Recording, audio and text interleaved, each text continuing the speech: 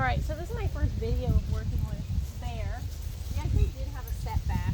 He nipped at me as I was kind of desensitizing down his shoulder and leg, and I smacked him like I would do with any other horse, and now he doesn't want me touching his face, rightfully so. So I'm going to just work, and this goes against what 99% of horse people would tell me to do. But smacking him didn't work, so I'm going to try desensitizing him like I would a dog. And I'm using a horse method, or a dog method of counter conditioning. And I'm trying to stay behind threshold, so pretty much behind where, keep him where he's comfortable. And not put enough pressure on him. He feels like he has to bite. And then associating, I do something uncomfortable and then you get rewarded. Those little border collies, he really thinks he's helping me out, I think.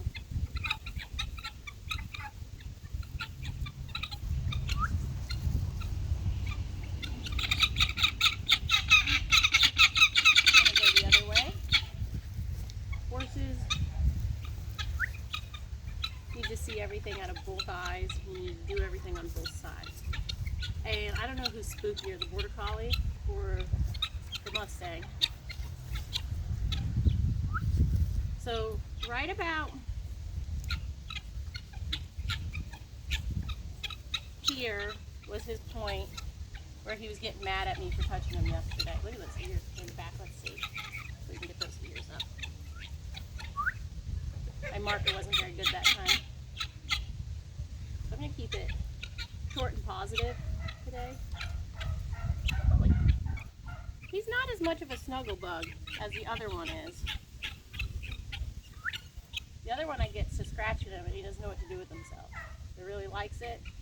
He thinks about grooming me, but he hasn't decided. This one, I can kind of get this one liking under the mane.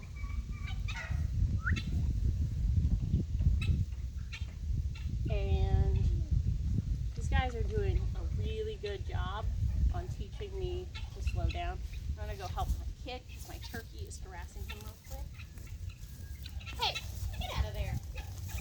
Leave him alone. Leave him alone.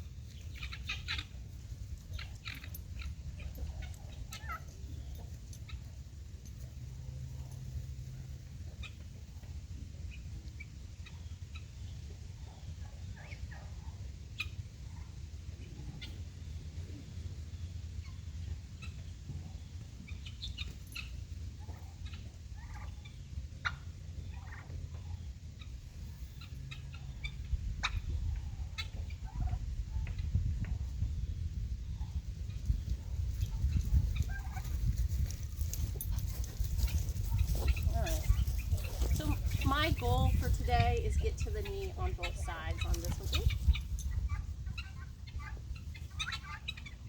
So usually with horses, when you find something that makes them uncomfortable, you desensitize them to it by, let's say it's the point of the shoulder. I go to the point of the shoulder, and I take my pressure away, and maybe I step back, maybe I go back to something he's comfortable with. I'm just gonna, you can see right there, he wasn't comfortable with that.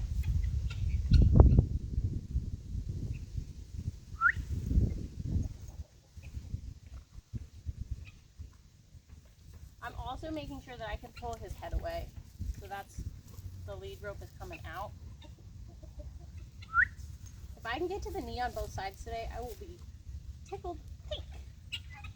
We'll see.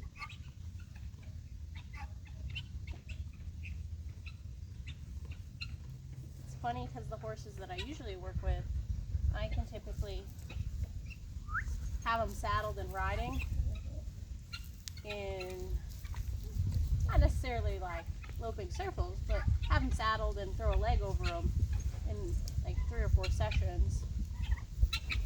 These ones are being good teachers. See his body language, how he's kind of leaning forward on his front end.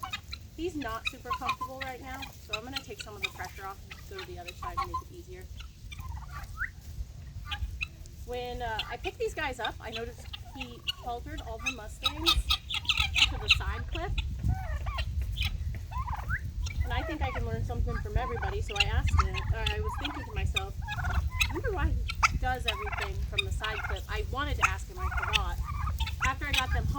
figured out why. It's a lot easier. Look at these turkeys chasing this dog. This is super helpful.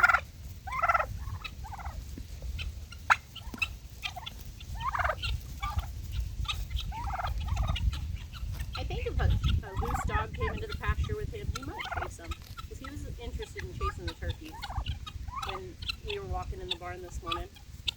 I know. So, he wants to move his feet away. I'm going to work on yielding his hip a little bit. And that is why I have control of his nose. Because if he kicks out, I can pull his butt away. Do that. And then I want to reward him for moving that butt away. So he keeps moving it so nicely. That keeps me safe. Good. Same thing, move that butt away.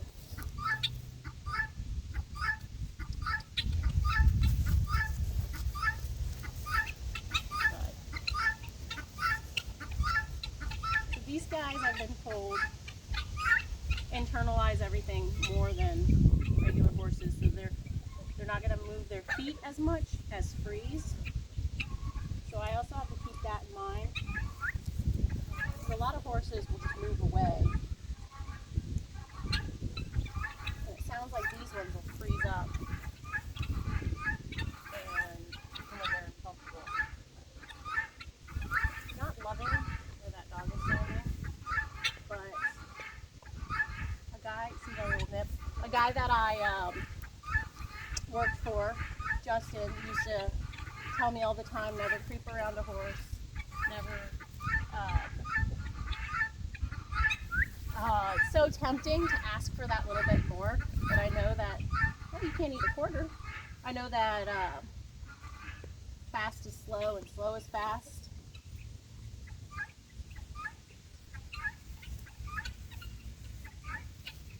So making sure I can block that head. I'm running low on treats, so I'll probably need to stock up.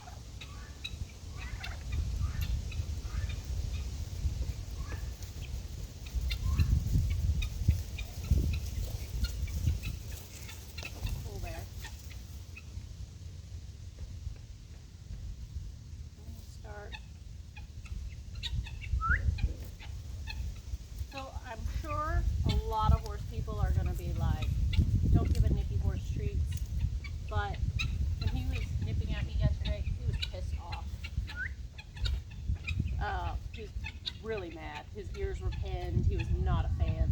Even just me being next to him, he was mad about.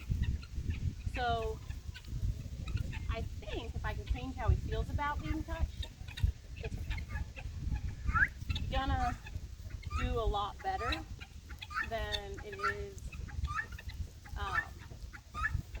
some of the more common practices. Good boy. And I've already gotten a lot farther. This session, that's helpful, Daisy. This session that I have previously with like the more traditional lunge them around, touch down their leg, lunge them around, touch down their leg a little further, stay with them if they move away. Gotten a lot further this session.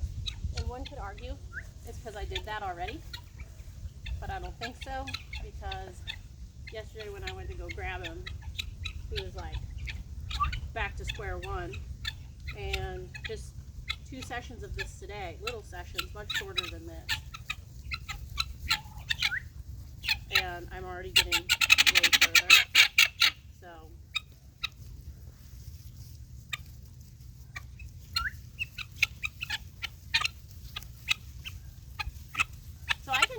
tell when he's more worried about where I'm messing with him versus when he's not as worried. He does have the ability to take treats really gently, but when he's stressed, he takes them rougher, which is very parallel to what we see with dogs. Daisy, leave it. Go on over there. Leave it. Good girl.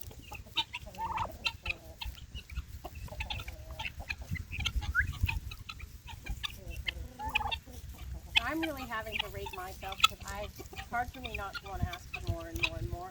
I guess that's just a greedy human thing. Alright. This is going to be the knee.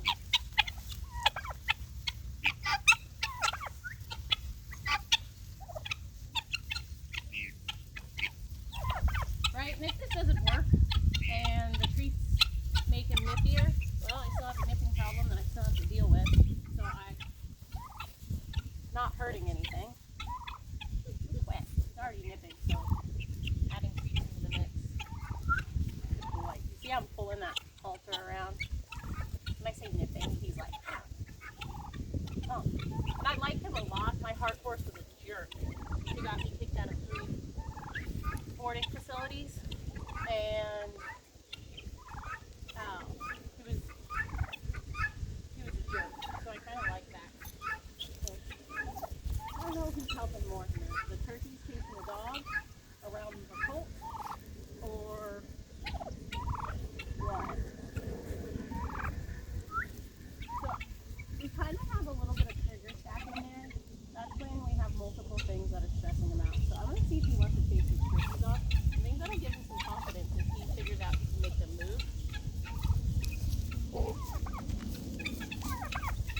What? No.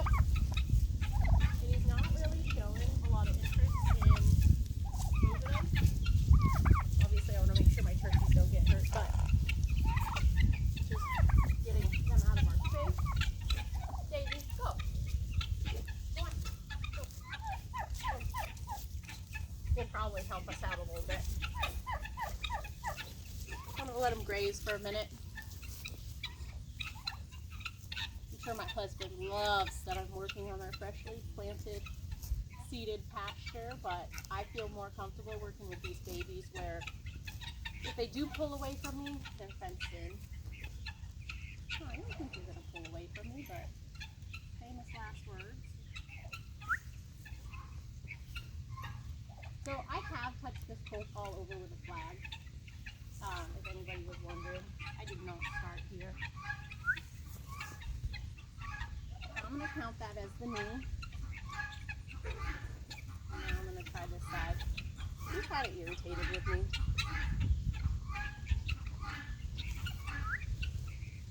He kind of reminds me of, see, my instinct is to smack him when he does that, being a punk. I'm just going to make him stand here. Not give him anything. If he wants treats, he needs to let me handle him.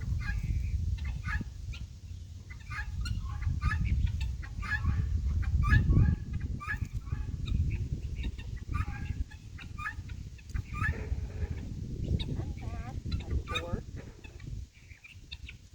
So a lot of his bored behavior, good boy, is really good just to tie him. And he does get tied every morning when I'm cleaning stalls.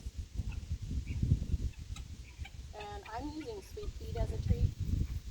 I think it could be argued that that might be too high value.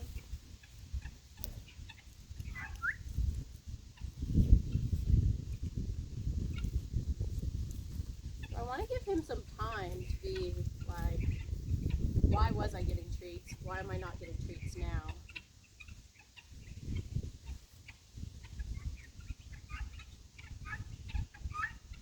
I want him to know he can smell me, but I also want to protect myself from getting bit, since he does tend to, and I'm trying not to let him graze right now, because I want him to realize that that's part of it. It's part of the reward, not part of just something that happens. So I'm just kind of using that lead rope clip when he tries to push on me.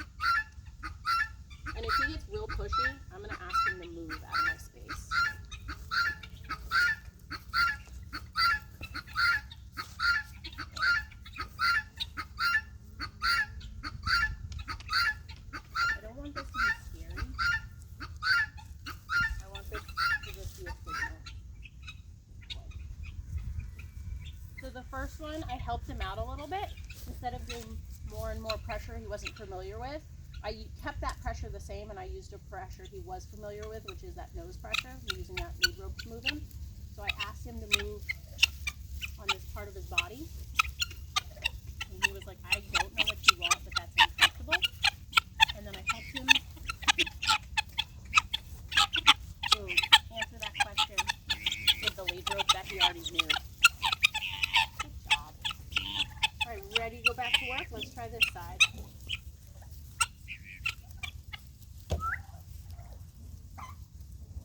That whistle marks the moment he does the correct behavior, and it also marks when I take my hand away.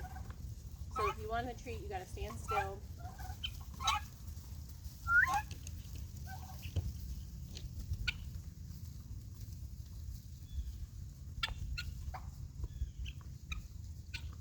He's not as much of a lovey-dovey fella.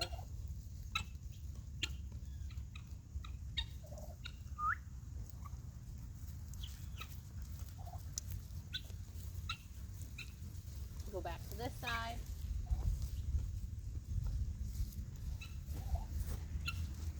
Daisy, use it.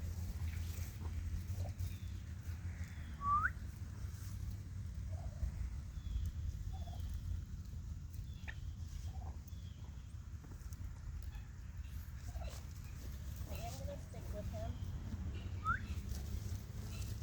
Just because I don't want him to think that he can just walk away when we're doing feet.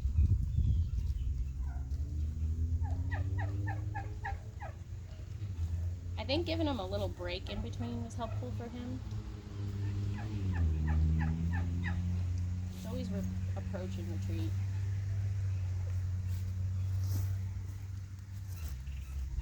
I should have kept my hand there, but I've got this thing called self-preservation some people have.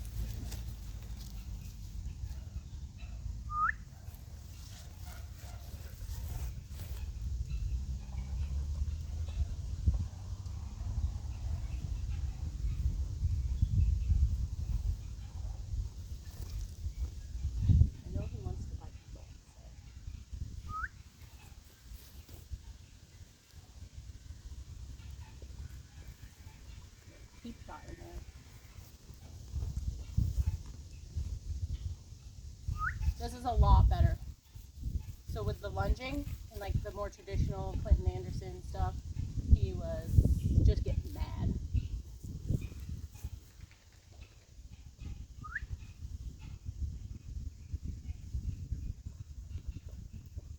I've noticed though, once he understands what he's supposed to do, he's a lot better. He doesn't mind the neck scratches so much. I'll probably brush and braid his mane tomorrow. I think that was a good session with him.